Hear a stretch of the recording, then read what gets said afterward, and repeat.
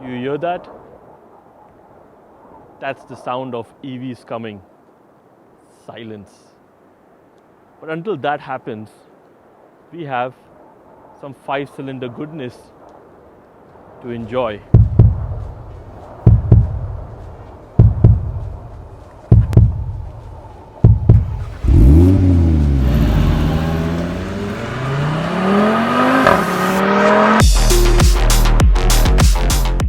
And by 5-cylinder goodness, I mean Audi's brand new RS3.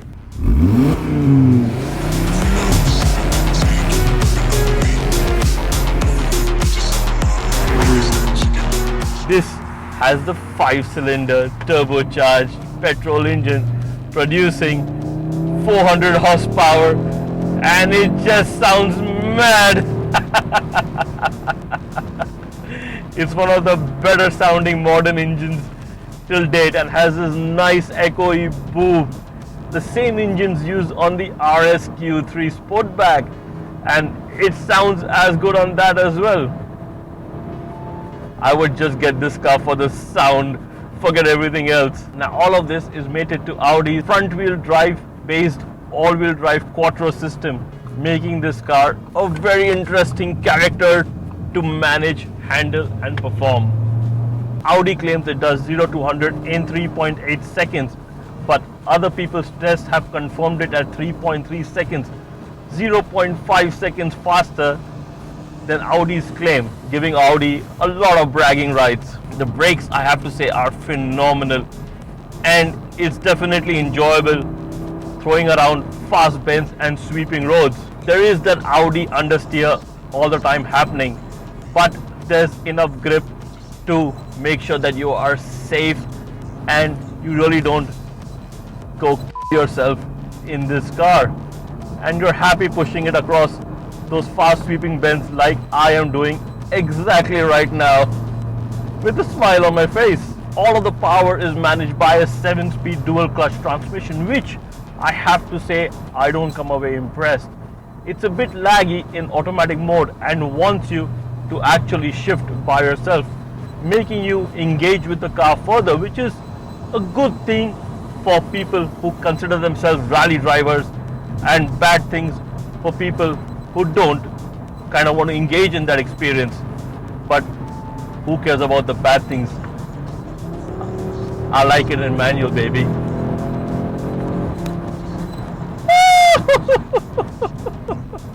Okay, I have to slow down. There's a hill coming and I don't want to go flying over that because I don't know what's on the other side. But all in all, it's a big hoot to drive on the right set of roads, in the right set of terrain. In the city, it feels like any other Audi. So kudos to Audi for making such a brilliantly drivable car. When push comes to shove on the handling bit, this car will understeer. 100% it will understeer, and you're going to feel that. So you have to figure out a way to manage and understand that understeer. You may feel that the car is losing traction or is losing grip, but that's not the case. It's just understeering. So you need to compensate a little bit more for that. To counteract the effects of understeer, Audi has fitted the car in the front with wider tires than the rear. Probably the only modern car to have this kind of setup. And you're sorted out. You're sorted out with your daily driving performance hatchback or sedan actually. Yeah, you can get them in both shapes. I just forgot about that. I keep thinking hatchback, but this one actually has a boot.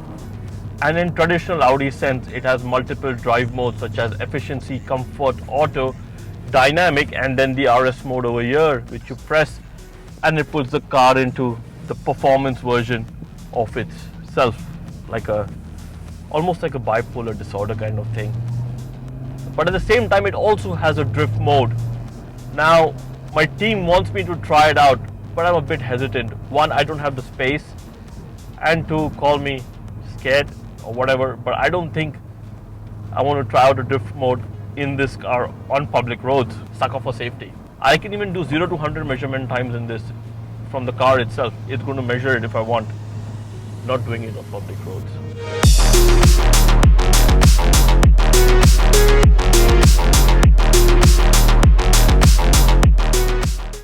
At the Cornea Impression, we like to talk about the looks of cars.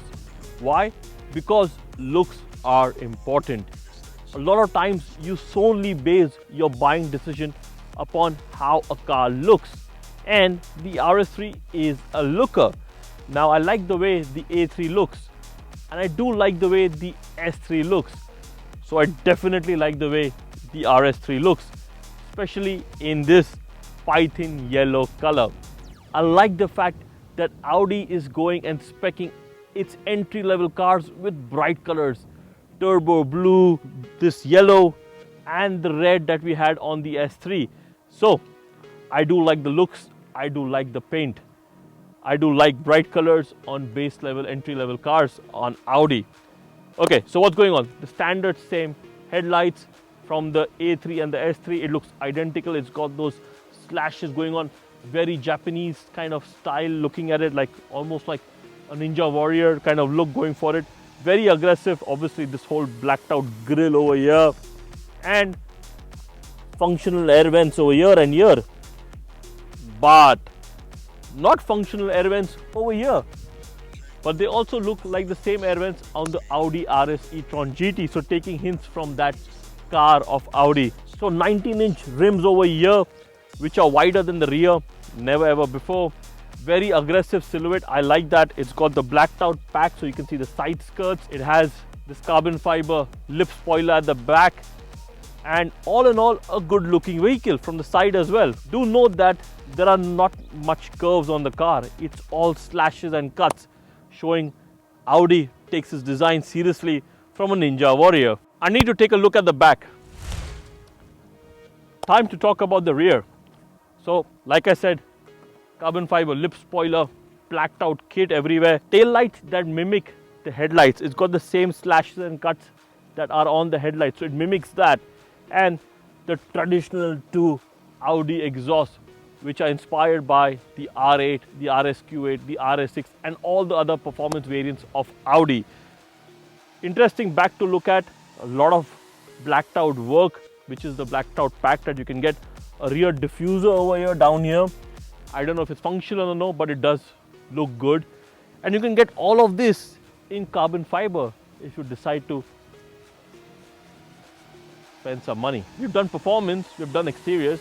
Time to go look at the interiors. Sun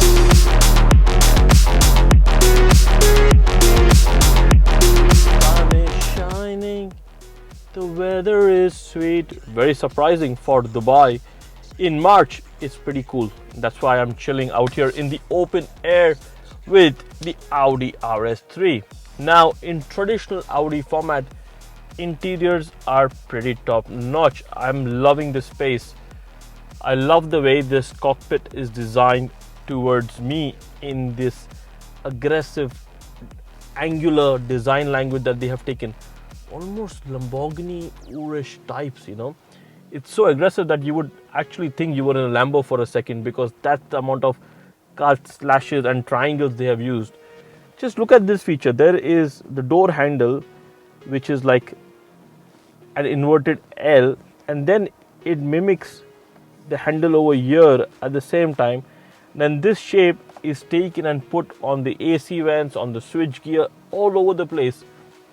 And then you have these beautiful diamond seats. I mean, fabulous designing by Audi.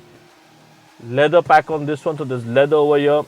This looks like carbon fiber or some other type of material, but it's just plastic, which I'm not a big fan of. There's a lot of hidden plastic in the car.